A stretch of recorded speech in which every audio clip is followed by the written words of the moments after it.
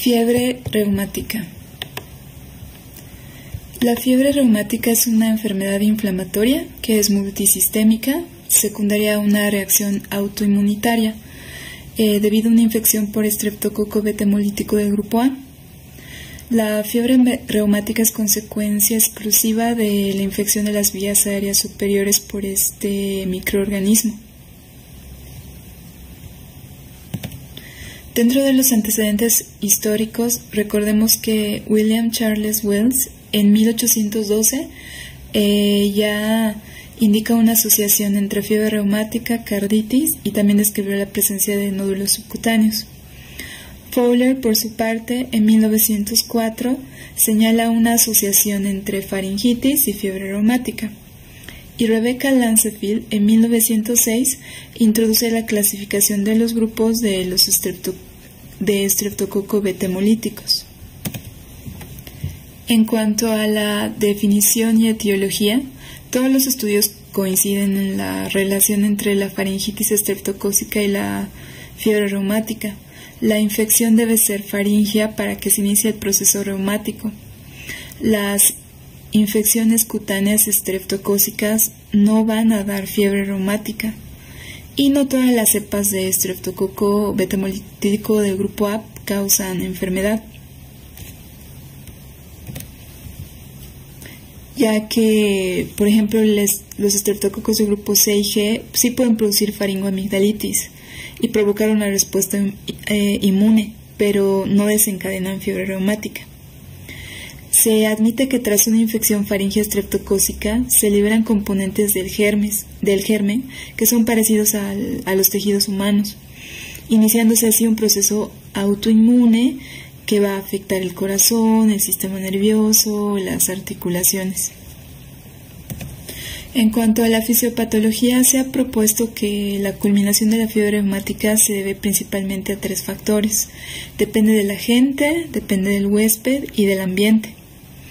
Se ha observado que hay una reacción cruzada entre anticuerpos que se dirigen contra el N-acetil-beta-D-glucosamina, que es el epitopo principal de estreptococo beta hemolítico, a laminina y la membrana laminar basal del endotelio vascular. Lo que pasa después es que los linfocitos T reaccionan de forma cruzada con la proteína M del estreptococo y la miosina cardíaca. La reacción cruzada se cree que es generada por mímica molecular, en cual todo o una parte del antígeno extraño se asemeja a nivel molecular al tejido del huésped. Adicionalmente, se generan autoanticuerpos contra colágeno, que se debe a la liberación del mismo, de las válvulas dañadas y a su posterior exposición al sistema inmune.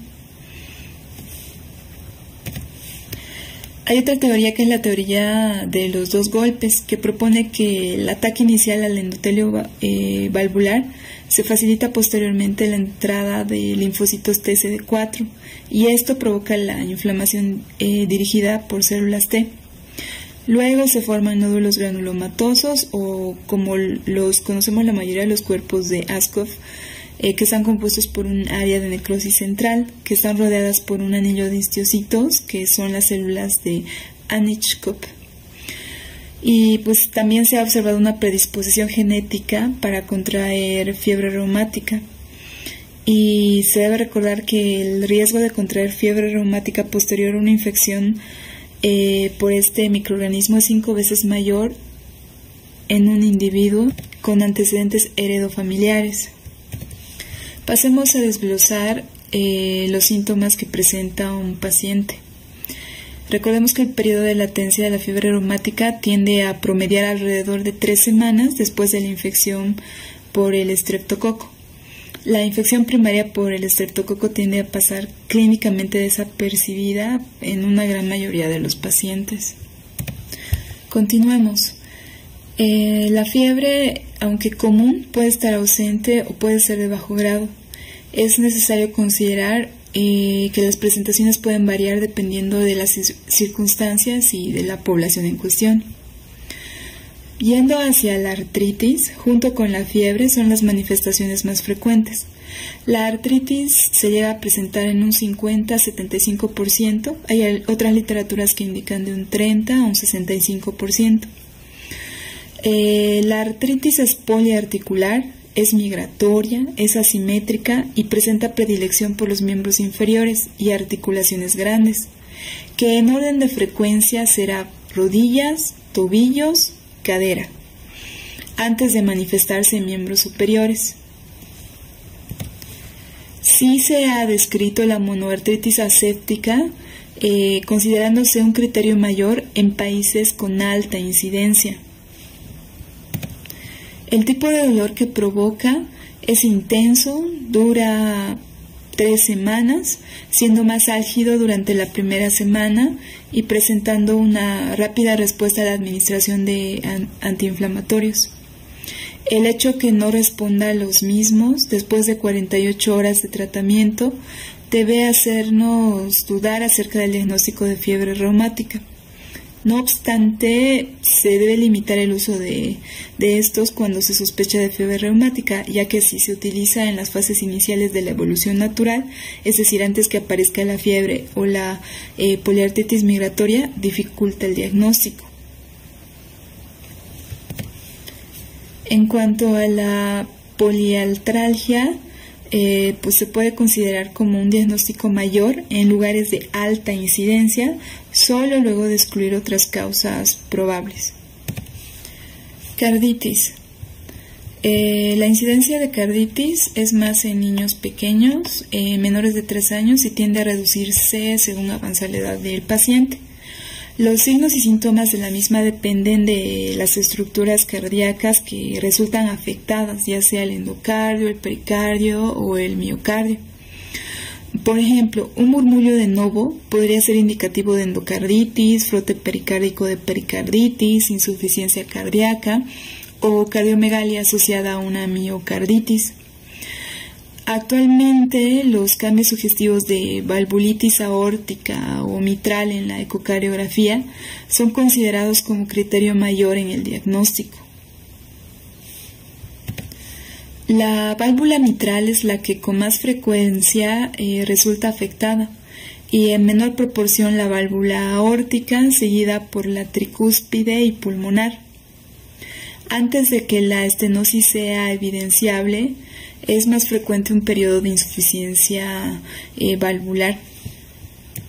Recordemos que dentro de los cambios electrocardiográficos en la miocarditis, pues se encuentran los bloqueos atrioventriculares, que generalmente son de primer grado y en su mayoría son asintomáticos. La corea de Sydenham es más común en mujeres, es rara, se presenta de un 10 a 30%. Posee un periodo de latencia más prolongado que la carditis o la artritis, y son movimientos involuntarios que tienden a afectar con mayor frecuencia la cabeza y las extremidades superiores, pudiendo ser tanto generalizados o también pueden presentarse unilaterales. La corea es autolimitada, usualmente tiende a resolverse en las primeras 6 semanas. Pero han visto casos en que puede durar entre 2 semanas e incluso se han descrito casos que llegan a durar hasta 2 años. También deben descartarse otras causas de corea de Sydenham antes de atribuirlas a fiebre reumática. En cuanto a las manifestaciones cutáneas, son raras. Específicamente el eritema marginado presenta una frecuencia del 1 hasta el 7%. Se presentan en brazos, tronco, pero tiende a respetar la cara, y es un rash evanescente, rosado, no pruriginoso, con un borde irregular y con piel de aspecto sano en el centro. Los nódulos subcutáneos tienden a asemejar a los de la artritis reumatoide. Son masas indoloras, móviles, pequeñas, usualmente son menores de 2 centímetros, no son adheridas a planos profundos y son manifestaciones tardías de la enfermedad y tienden a relacionarse con frecuencia a carditis. Ya entrando a diagnóstico, aquí les dejo un mapa que separa los criterios mayores y criterios menores de fiebre reumática. Recordemos que el diagnóstico en lugares de baja incidencia, es decir, aquellos lugares en donde la incidencia es menor a 2 casos por cada 100.000 niños en edad escolar o menor a 1 por cada 1.000 habitantes, es sugerido cuando se cumplen 2 criterios mayores o un criterio mayor y uno menor. Dentro de los exámenes de laboratorio recomendados es una biometría hemática, volumen de eritrosedimentación, una PCR, hemocultivos, electrocardiograma, frotis, cultivo faríngeo y serología antiestreptocócica. Cuando se toma un cultivo faríngeo, en un 25% de los casos pues sí nos va a salir positivo. En cuanto a la serología antiestreptocócica, pues es un signo de infección reciente, la elevación casi constante de los anticuerpos estreptocócicos, principalmente el título de antiestreptolicinao, que aumentan en el 80% de los casos. Se consideran los valores positivos cuando suben por encima de 333 unidades TOD en el niño mayor de 5 años. Un título alto aislado no tiene ningún valor, únicamente indica infección reciente, pero no específica y que el paciente tenga fiebre reumática. Este es un ejemplo. Cuando vemos niños con títulos de antiestreptolicinas altas, pero que no tienen ninguna sintomatología o tienen leves molestias musculoarticulares que no precisan pues tratamiento porque no se trata de fiebre reumática. Se admite que en un 20 a 30% de los pacientes que tienen fiebre reumática tienen anticuerpos antiestreptocócicos normales, entonces es muy importante evaluar al paciente en todo el contexto. En estos casos se usan otros anticuerpos estreptocócicos como la estreptoquinasa, hialuronidasa, la desoxirribonucleasa B. También se utilizan test de aglutinación en porta, que es el streptozyme, que mide varios anticuerpos y va aumentando la sensibilidad. En cuanto a la velocidad de sedimentación globular y a la proteína C reactiva, están elevadas, habitualmente por encima de 50 para la velocidad de sedimentación globular y más de 50 igual para la proteína C reactiva. Dentro de otros exámenes de laboratorio que se deben solicitar, pues está la biometría hemática, donde encontramos leucocitosis.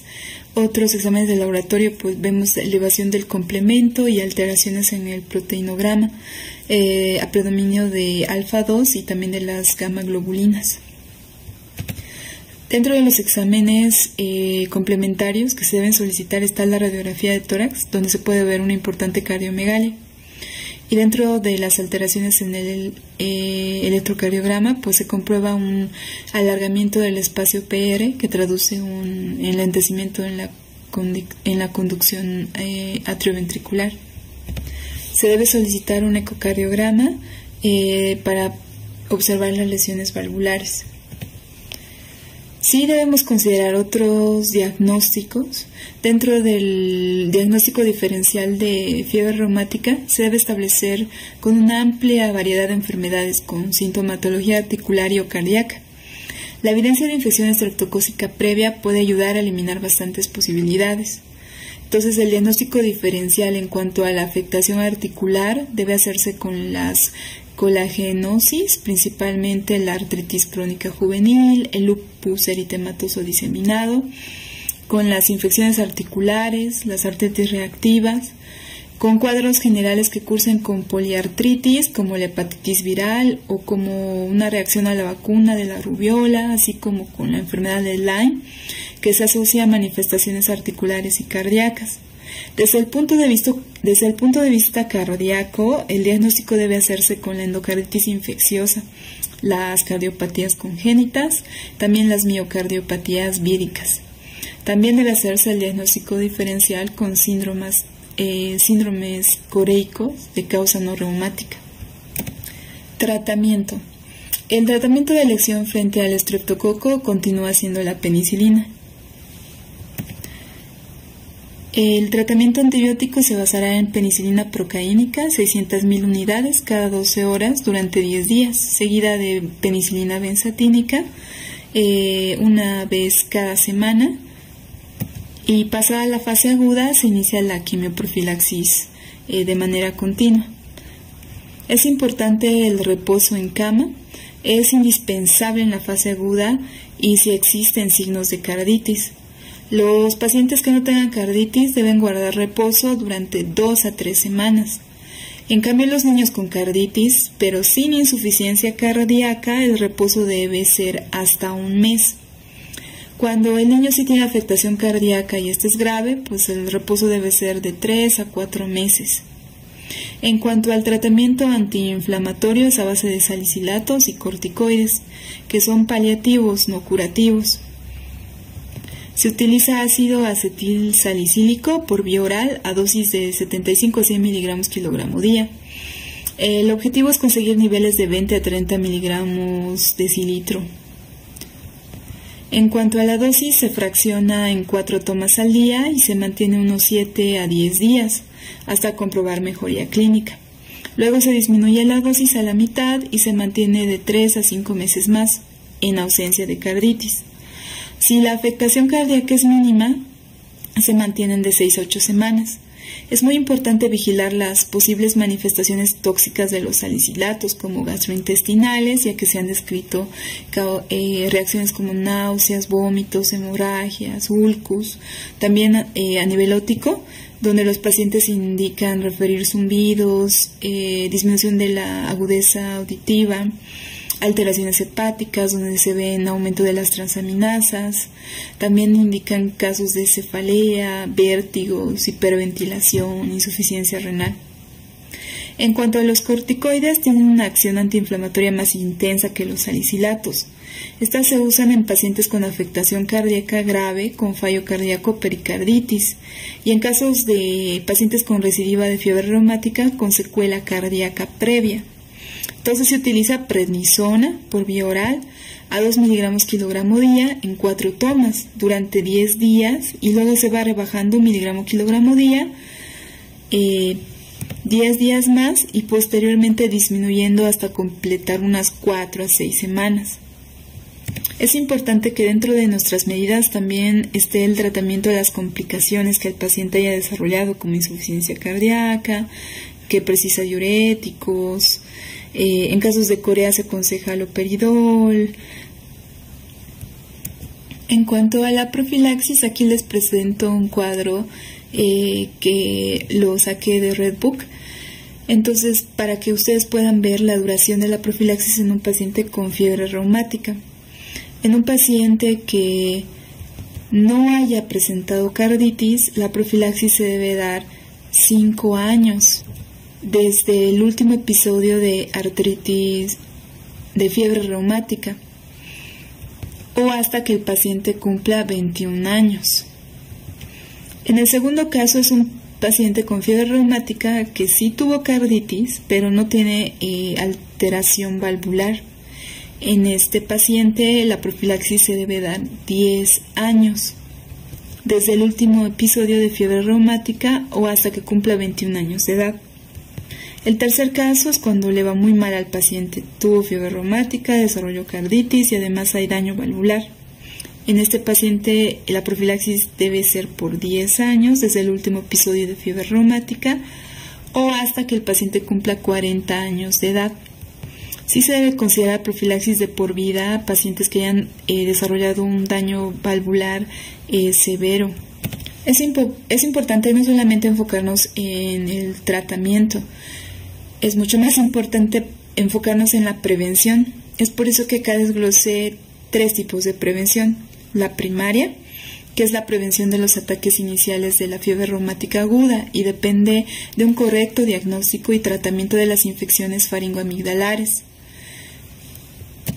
En cuanto a la prevención secundaria, consiste en la prevención de las recaídas tras un primer ataque de fiebre reumática aguda. Entonces precisa un programa continuo de quimioprofilaxis, la cual se ha detallado en el slide anterior. Y la prevención terciaria es la profilaxis de la endocarditis infecciosa en pacientes con secuelas de cardiopatía reumática. Estos pacientes tienden a sufrir infecciones de las válvulas y de miocardio tras bacteriemias. Por ello es obligatorio administrarles protección antibiótica tras pequeñas intervenciones o exploraciones.